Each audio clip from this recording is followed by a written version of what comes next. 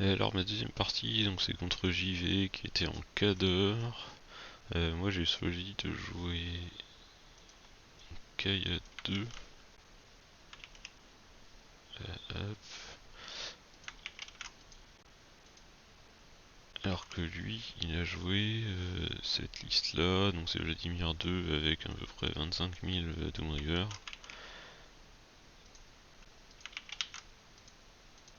Hashtag. La liste est pas exacte, je sais plus exactement ce qu'il avait, mais c'était un truc qui ressemblait à ça. On va pas trop chipoter. Euh, donc là, on va faire un peu la même analyse que sur le début. Donc sa liste, c'est relativement simple, hein. C'est plein de Doom River qui vont tout droit. Ça charge assez loin, c'est musée au sort. Du coup, c'est un peu pénible pour moi parce que avec KA2, j'ai pas beaucoup d'anti-infanterie globalement. Et surtout, bah, il charge aussi loin que moi, voire plus loin avec son feat et plus loin avec apparition. Du coup, moi j'ai une liste d'alpha qui est pas très bien contre les piétons. Et lui, il a que des piétons qui vont plus loin que moi. Globalement, voilà. Donc, globalement, au premier abord, ça semble un peu compliqué, on va pas se le mentir. Surtout que du coup, il gagne le toss, donc forcément, il va choisir de commencer. Et les Doom River, bah, c'est relativement simple, hein, il se déploie à 13 ici. Donc moi je suis. Hop, ça dégage. Moi je suis genre ici à 10. Lui il se déploie à 13. On va mettre un petit scénario quand même, c'était ça je crois. Donc lui il est comme ça, on est comme ça. Donc là déjà, premier problème dans la partie, c'est que bah, lui il va plus loin que moi. Et moi j'ai pas trop de moyens de vraiment charger ces trucs, à moins qu'il fasse n'importe quoi avec ces jacks. En gros je pourrais mettre mes spells pour charger plus loin sur les jacks, charger les jacks et tuer les trucs autour, mais normalement s'il fait pas n'importe quoi avec ça, bah, je vais avoir du mal à vraiment engager ces Doom River. Du coup je sais que bah, lui dès qu'il va courir tout droit, je vais avoir un choix à faire directement, ça va être de bah, comment j'avance, hein, parce que lui typiquement son tour 1, donc là il commence à 13, il court de 12 à peu près, on va dire, c'est pas exact parce qu'il y a des terrains diff et tout, et du coup il arrive à peu près, lui il va arriver à peu près ici. Alors il faut savoir qu'il y avait une, je vais ajouter un petit terrain, c'est bon. Il y avait une petite forêt qui était genre vers là, c'est pour ça que j'avais pris ce côté moi. Je sais plus exactement comment c'était, mais ça ressemblait à un truc comme ça. Donc lui forcément il est pas exactement à 12 ici, il a ses apparitions, il a un peu moins bougé ses trucs, enfin, c'est les aléas de la partie des terrains diff qui traînent à droite à gauche. Mais en gros on est à cette situation là dès le premier tour, où bah, déjà il faut faire des choix. Parce que bah, là moi ces trucs, donc lui il est là, moi dès que je vais avancer, genre ici à peu près, ici je suis à 11 déjà de ses filles, lui il charge à 11 sans fit et sans apparition, donc là déjà il peut me charger. C'est à dire que moi j'ai le choix entre bah, qu'est-ce qu'on fait dans cette partie en fait, parce que c'est lui qui va me taper en premier, c'est lui, il a eu le premier tour. Ce qui est forcément très bien pour lui. Donc là par exemple c'est typiquement le genre de partie où j'aurais vraiment aimé avoir le premier tour par rapport à la première où le constat est très différent, parce que là si lui il joue en premier il se retrouve là, si moi je joue en premier je me retrouve là, et vu qu'on a à peu près les mêmes distances de menace, bah, le scénario il rentre plus trop en compte. Ici c'est vraiment juste celui qui prend la position en premier, et après c'est l'autre qui doit avancer dans la position de celui qui s'est placé en premier, donc c'est forcément très intéressant de jouer en premier dans ce genre de scénario là. Donc là, deux problèmes, j'ai pas la bonne liste, et en plus, il a le premier tour. Euh, Donc là, il faut forcément faire des choix ici, quand vous arrivez dans ce genre de game. Ce qui est important, c'est de bien avoir pris conscience avant que vous allez devoir faire un choix. C'est-à-dire que là, vous pouvez pas vous dire, ok, bah, je vais juste avancer à peu près ici, hop, je vais poser mes beasts ici tranquillou, je vais rien faire à mon tour, et on sera bien, il pourra pas trop me charger parce que bon, qu'il fit et qu'il envoie que deux trois trucs. Mais le problème de ça, c'est que ça vous avance pas beaucoup en fait, parce que lui normalement, bah, il va à peu près rien faire. Zut, pardon. Lui, il va à peu près rien faire de son tour parce que bah, vous pouvez déjà pas le charger, donc il va juste à peu près replacer ses trucs, se mettre dans une position encore plus pénible pour vous, genre en mettre d'autres ici ou des trucs comme ça. et vous allez être exactement dans la même situation qu'au tour 2 qu'au tour 1, c'est-à-dire que vous pouvez toujours pas avancer parce que vous savez pas comment avancer, et vous avez juste repoussé le problème d'un cran, et lui ça lui a encore donné l'occasion d'encore mieux se placer qu'avant. Euh, et ça c'est vraiment très très important à avoir machine, c'est de savoir reconnaître les situations où vous êtes bloqué et où vous n'avez pas le choix, et il faut prendre des initiatives et faut prendre des risques quoi. Là, en l'occurrence, j'ai vraiment aucun autre choix que de rentrer dans cette zone de menace et d'essayer de lui donner le moins possible, on va dire. C'est-à-dire que moi, ici, dans ce genre de situation, mon but, c'est vraiment de réussir à avancer ce tour-là pour me positionner pour le tour suivant pour pouvoir faire des trucs, tout en essayant de le démotiver à fit. Donc, pas lui donner beaucoup de choses, mais quand même lui donner des trucs pour qu'il avance. C'est un peu c'est pas facile à jauger parce que si genre je mets vraiment des trucs ici, lui il va pas du tout hésiter, il va fit, il va tout me mettre dans la gueule et moi je vais perdre parce que j'aurai plus rien au tour suivant. Si je reste trop loin, au contraire, et lui il va juste genre replacer ses trucs ici, il va juste les reculer un chouïa et je vais être exactement dans le même problème. Donc il faut que j'avance assez, mais pas trop non plus, parce que il faut jauger entre qu'est-ce que je peux perdre, qu'est-ce que je ne veux surtout pas perdre et comment je vais jouer la game ensuite.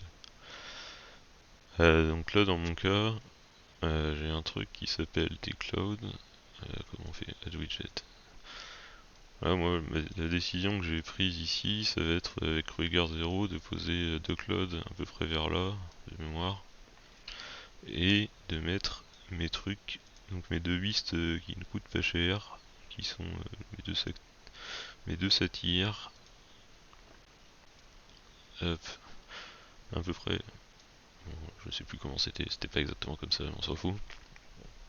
Vous allez foutre derrière le cloud histoire qu'il puisse pas les charger.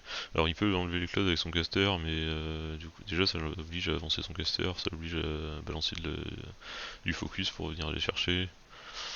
Donc moi je me dis que c'est ok. En plus mes trucs ils ont cette défense, donc il a pas forcément d'intérêt à les charger vu qu'il va avoir plus de mal à les toucher. Bref, eux je les avance, le reste j'ai essayé d'un peu bidouiller pour avancer un peu mais pas trop, c'est-à-dire me retrouve avec quelques Doom River à portée de charge de mes trucs à chaque fois, mais pas trop non plus, histoire d'un peu le démotiver à fit. Et au final, je finis mon tour sur une position qui est à peu près comme ça, où globalement il peut venir taper très facilement sur mes deux trucs qui sont là, et envoyer un ou deux mecs sur chacun de mes trucs qui sont à côté. Alors c'est pas idéal parce que de toute façon j'ai pas trop de choix. Là je risque d'en perdre au moins une ici selon ce qu'il fait. Mais comme je disais au début, c'est que je suis vraiment obligé d'avancer parce que tant que j'avance pas, la situation va être bloquée. Alors que là, au moins, une fois que je suis là, avec les pierres que je peux foutre autour, là par exemple, typiquement à n'importe quel moment, lui il va pouvoir venir se TP là, taper sur des gens autour, des trucs comme ça. Enfin, je me donne des solutions pour le prochain tour. Et ça, ce qui est important, c'est vraiment de le faire au premier tour et pas de se dire au premier tour je fais rien et je me rends compte qu'au tour 2 je vais être bloqué et qu'il faut que j'avance au tour 2 parce que l'autre il a un tour de plus pour se placer. Au final, vous faites que repousser le problème d'un cran alors que ce problème autant le prendre directement au premier tour.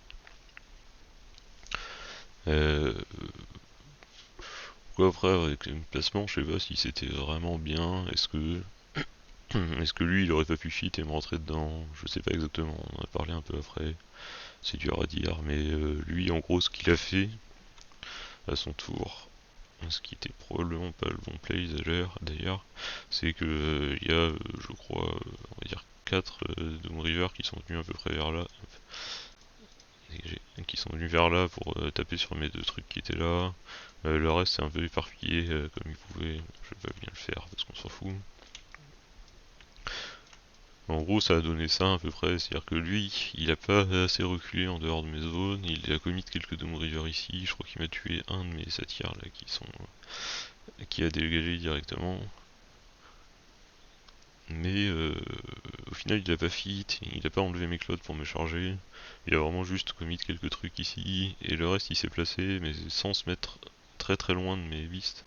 Donc moi au final, moi, je suis plutôt très très content de ma prise de position du tour 1. parce que bah, lui c'est assez mal placé en réponse. C'est-à-dire que moi du coup j'ai des options pour genre venir là, taper ça. Bon ils étaient plus écartés hein, évidemment. Ça ne marche pas comme ça dans la vraie vie. Mais venir là, en tuer quelques-uns, me mettre au milieu et commencer à dégager un peu les trucs, bloquer avec mes... Ils sont mes Warwolves, je sais plus. Bloquer quelques mecs avec mes Warwolves pour qu'ils puissent pas trop avancer au prochain tour, des trucs comme ça. Et bah moi du coup à mon tour 2 je me suis retrouvé à lui tuer, je sais pas, on va dire la moitié de ses Doom River avant qu'ils aient tapé. Ce qui est quand même très très bien pour moi parce que bah forcément normalement c'est lui qui tape avant. Et là c'est moi qui me suis retrouvé à tuer plein de trucs. Alors forcément c'est une erreur de sa part parce qu'il aurait pas dû jouer comme ça. Mais on va dire que moi j'ai essayé de mettre toutes les chances de mon côté au tour 1 pour que lui fasse ça. Alors ça peut paraître un peu con, mais si moi, bah, typiquement j'avais fait le play un peu safe du tour 1 en restant loin, bah, il aurait jamais commité de trucs, il serait resté loin, et du coup il aurait pas eu de questions, et j'aurais probablement été dans la merde pour la suite de la partie. Et là j'ai, avec mon analyse de la partie, de me dire, ok il faut que j'avance, parce que j'ai pas le choix, et que je le fasse directement au tour 1, bah, je l'ai un peu motivé à venir commit quelques trucs, et à se placer à côté. Ça c'est vraiment War Machine, c'est... comment dire, plus vous allez fermer le jeu, donc moins vous allez donner d'options à l'adversaire parce que, on va prendre un exemple simple, hein, mais son truc il charge à 11, c'est-à-dire que si moi je me mets à 11,4 de son truc, il peut pas me charger, et moi je peux pas le charger. Donc là c'est simple pour War Machine, parce que là il y a personne qui peut se charger, donc il se passe rien en fait. Et par contre, dès que ça peut charger ça, bah déjà lui il a un choix, c'est-à-dire est-ce qu'il charge, est-ce qu'il charge pas. Si ensuite on en rajoute un autre, là ça lui fait deux choix. Là ça lui fait trois choix, si on en remet un troisième. C'est-à-dire que là, son truc à son tour, il va devoir prendre une décision de savoir est-ce que je cherche ça, est-ce que je cherche ça, est-ce que je cherche ça, est-ce que je charge pas, est-ce que je fit sur mon truc pour charger, est-ce que je mets mon caster à 14 de ça pour pouvoir booster quand même une fois qu'il aura chargé, comment je me place. Et tout ça, c'est des questions qui bah, demandent déjà du temps, qui est forcément limité à Warmachine, mais qui demandent qui demandent des réponses, et ces réponses que votre adversaire va donner, ça va pas forcément être les bonnes. C'est-à-dire que les gens ils partent souvent du principe que, que l'adversaire en face il va très bien jouer. Ce qui est quand même assez rarement le cas dans des parties de War Machine, il y a toujours plein de petites boulettes à droite à gauche, d'erreurs des joueurs, et parfois des grosses boulettes d'ailleurs. Mais vous pouvez pas partir du principe que le mec en face il va toujours bien jouer, il va toujours faire les choix exacts, et il va le faire vite, et machin, et machin, et machin. Ça n'existe pas en vrai. Du coup, il y a des moments où vous allez devoir un peu forcer les choix et ouvrir le jeu. Ce que j'appelle ouvrir le jeu, c'est donner des choix à l'adversaire. Là, par exemple, bah, typiquement, si je mets mes 3 beasts à 10, il a beaucoup plus de choix que si je les mets toutes les 3 à 11. Parce que si elles sont à 11, il peut rien faire, alors que si elles sont toutes les 3 à 10, il a beaucoup de choix possibles. Il doit faire des placements en fonction de son choix qu'il va faire, il doit savoir... Enfin, lui, ça lui complique beaucoup son tour à lui. Donc moi, c'est ce que je fais à mon tour 1, là, c'est lui compliquer son tour. Parce que je lui donne beaucoup de choix en me plaçant comme ça. Et ben, en lui donnant des choix, j'espère qu'il va en prendre certains des mauvais, ou qu'il va se planter sur ses placements parce que, je sais pas, parce que son caster va être mal placé par rapport à ses trucs, parce que, je sais pas moi, parce qu'il va activer un truc dans le mauvais sens. Enfin, il y a beaucoup de moyens de faire des erreurs en machine, et ça arrive tout le temps. Et forcément, plus vous forcez votre adversaire à faire d'action, plus il a de chances de faire d'erreurs. Ça, c'est un truc qu'on oublie beaucoup quand même en machine, et qui, moi, que je trouve ultra important quand même dans les parties. C'est vraiment donner des choix à votre adversaire et vous allez vous rendre compte que plus il a de choix, plus il fait des conneries. Donc là, en l'occurrence, bah, moi j'ai décidé d'avancer, de prendre le risque d'avancer, hein, parce que de toute façon, je n'avais pas 150 milliards de choix, je pense. Et lui de faire le choix à son tour de qu'est-ce qu'il devait faire, en sachant qu'il pouvait pas juste reculer, qu'il devait forcément venir gérer des trucs. Et là il se trouve, il a avancé, il a commencé à taper sur mes trucs. Moi derrière j'ai pu tuer beaucoup de Dome River, il s'est retrouvé à fit à me retaper sur mes mecs, mais il en a pas assez sorti, je sais plus ce qu'il m'a fait au tour suivant, genre il m'a tué 2 lourds je crois sur son deuxième tour. Et une fois qu'on est dans cette situation où il reste, je sais pas, une quinzaine de Doom River et que moi il me reste 4 lourdes, 3 lourdes plus des solos qui traînent à droite à gauche, plus Krueger 2 qui peut faire des petits tirs pour tuer des Doom River à droite à gauche aussi. Forcément à l'attrition je vais très bien m'en sortir quoi. Donc au tour suivant je vais quasiment tuer tous ces Doom River, il lui restait presque plus rien à part son caster et je crois et un jack qui traînait dans une des zones ou un truc comme ça. Et du coup la partie s'est finie assez rapidement, au tour 3 encore je crois, 3 ou 4, parce que j'ai gagné à l'attrition. Mais là ce qui était vraiment important dans cette partie c'est de décider à faire le premier choix et d'accepter que s'il joue parfaitement j'aurais probablement perdu, même sûrement. Mais que je pars du principe que les gens ils jouent pas parfaitement à leur machine et que c'est ok de leur donner des choix et qu'ils vont forcément faire des conneries à un moment ou à un autre et qu'après le but c'est de venir rattraper ces conneries là pour le punir au maximum par rapport au choix qu'il a fait lui.